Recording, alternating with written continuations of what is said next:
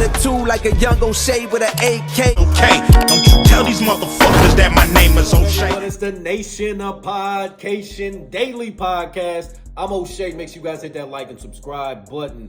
Hip-hop superstar and mogul Birdman talks about the differences between him and Master P, their relationship, and also says they hustle different. Now, as we all know, that was the big thing in the late 90s. You had No Limit Records coming out of New Orleans. You had Cash Money Records coming out of New Orleans. But these two powerhouse labels never worked together. Now, after some of the artists left the label, they got to work with each other. Like C Murder got to work with BG. You got to see Soulja Slim and Juvenile. You got to see a lot of the artists working with the other artists after they left No Limit and Cash Money respectively. But while they were there, and not so much. Now, a lot of folks attribute that to the head honchos having some street beef that dates back to the late 80s and early 90s, the issues between Master P and Birdman. Well, in this clip, Birdman talks about his respect for Master P, but they just hustle different.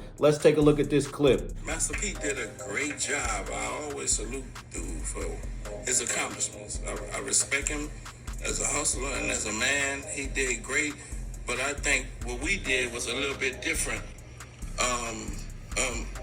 Publishing, we didn't even, when we were just young, we didn't even know about none of that shit.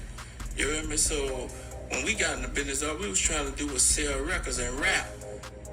And Vernon Brown was a guy who really took and talked about the business, and Manny Fresh and my brother, taught us about the business, but early on we ain't know nothing about none of that shit.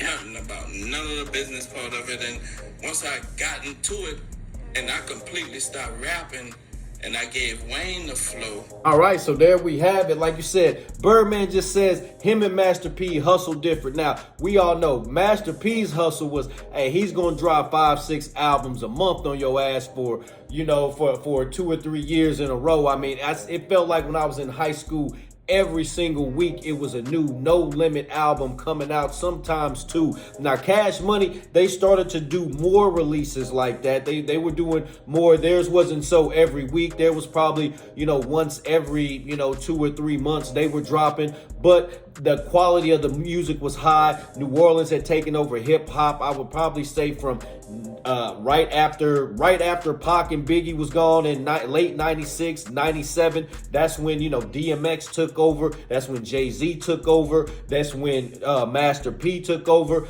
and No Limit. And then shortly after that in 98, that's when Cash Money took over. We were looking to fill that void from our hip hop legends that was deceased. So they helped fill that void. So shout out to them. Shout out to Master P. Shout out to Birdman. Hey, appreciate everything y'all did. Nation, what do you think about Birdman's comments on Master P? Do you ever think we will see Master P and Birdman get that shake up on stage or anything like that? We have not seen that, even though they was together at the not the Essence Fest, but at the Louisiana Fest a couple weeks ago. I was hoping that we could get that moment to see P and Birdman on stage together. But what do you guys think? Do you guys think that would ever happen? What do you think about the No Limit Cash Money issues back in the day? Whose side were you on? Were you No Limit? Were you Cash Money? Nation, let me know in the comment section down below. Make sure you all hit that like and subscribe button on your way out. O'Shea and I have been kicking it strong for a minute now. O'Shea doesn't drink. He doesn't smoke. O'Shea is a professional model. Attitude like a young O'Shea with an AK. Okay, don't you tell these motherfuckers that my name is O'Shea.